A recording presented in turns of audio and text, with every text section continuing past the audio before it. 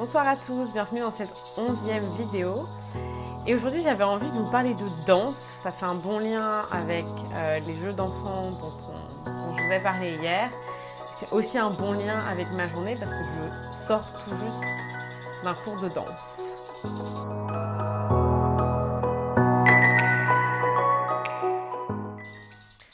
Bon, clairement, vous faire une vidéo par jour, c'est certains jours challengeant. Là, je sors de la danse. Il doit être minuit quasiment. 1h30 d'ecstatic dance.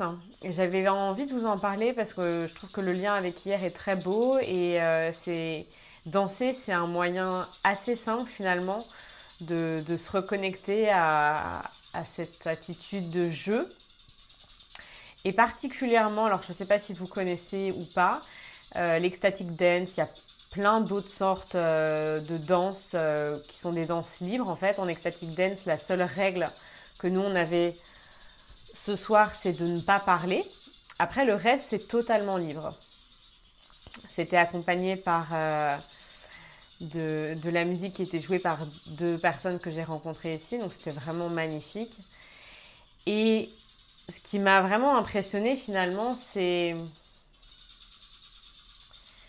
comment des personnes qu'on pourrait mettre dans des catégories finalement assez différentes, parce qu'on a toujours tendance à mettre les gens dans des boîtes avec des étiquettes dessus, et je le fais aussi évidemment.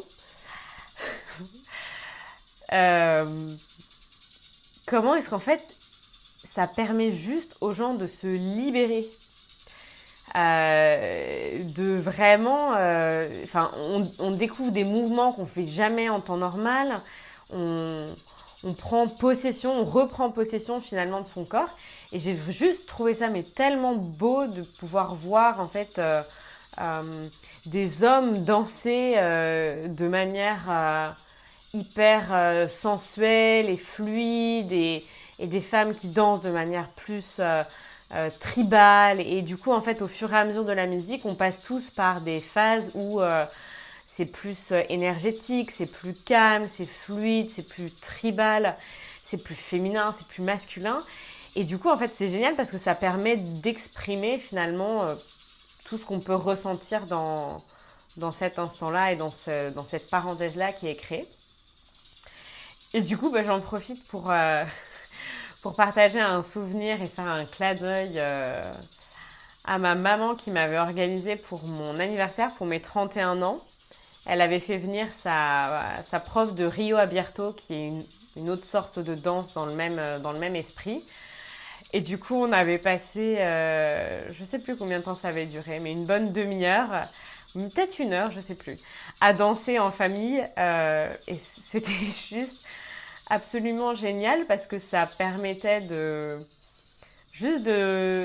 changer totalement ce qu'on a l'habitude de faire pour les anniversaires. Donc, entre les bougies et les cadeaux, il y a eu un moment de danse en fait et c'était juste absolument génial.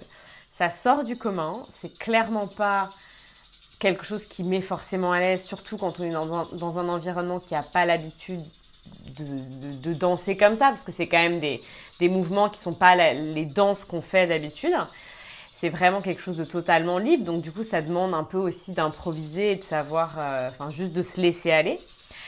Voilà, j'avais envie de vous inviter à regarder dans votre ville si vous avez des cours de danse comme ça, ou juste ne serait-ce que ce qu'on nous fait faire aussi en coaching, c'est de mettre une alarme par jour et de se mettre une musique qu'on adore et juste d'aller danser un peu comme ça avant, après le boulot, juste pour laisser partir toutes les tensions et tout, ça fait vachement du bien.